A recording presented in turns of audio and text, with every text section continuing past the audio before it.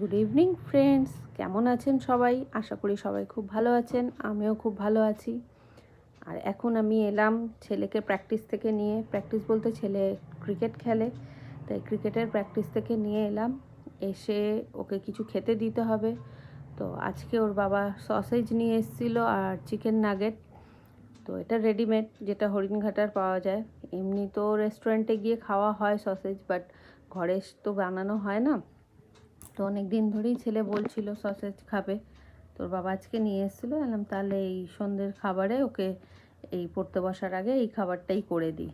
তো আমি ওই জন্য একটু সামান্য বাটার আর গোলমরিচ দিয়ে স্যালো ফ্রাই করে ওকে এই খাবারটা দেবো। আর ও মানে এত বেশি এক্সাইটমেন্ট দেখে যে ও আমাকে বললো যে মামি এটা ভিডিও করো, আমি ভিডিওটা শ্যুট করে দিচ্ছি। তো বাচ্চা মানুষ, ওর হাত ছোট্ট ছোট্ট হাতে ও যেরম সুন্দর করে পেরেছে, যতটা পেরেছে ও ভিডিওটা শ্যুট করে দিয়েছে আমাকে, সেটাই অনেক। আর নাগেট অ্যাকচুয়ালি ডিপ ফ্রাই হয়, বাট আমি চেষ্টা করি যতটা ডিপ ফ্রাই খাবার ঘরেও অ্যাভয়েড করা যায় আর কি। তো এটা স্যালো ফ্রাই করেও খুব খারাপ লাগে না, খেতে বেশ ভালোই লাগে, কোনো দিন করে দেখবেন।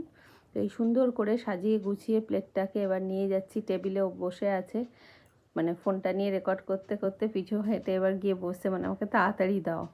তো এইরকমভাবে সুন্দর করে সাজিয়ে দিলে সব বাচ্চাদেরই খেতে খুব ভালো লাগবে, খাবার মজাটাই দ্বিগুণ হয়ে যায়। আর আমার ছেলে তো ভীষণ ফুডি, ওকে যাই দিন না কেন, যদি মানে হালকা কোনো খাবারও দিন তো ওকে একটু টেস্টি করে দিলেও, সেটাও সুন্দর করে সাজিয়ে দিলেও সেটাও খুব সুন্দর করে খেয়ে নেয়। তো আপনারাও চেষ্টা করবেন বাচ্চাদের খাবার যাই দেন না কেন খুব সুন্দর করে একটুখানি সাজিয়ে গুজিয়ে দিলে ওদেরও খেতে জিনিসটা ভালো লাগবে।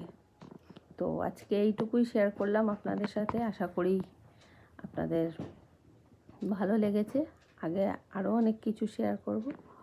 ওকে viewers, bye, tata and take care. সবাই খুব ভালো থাকবেন, আনন্দে থাকবেন।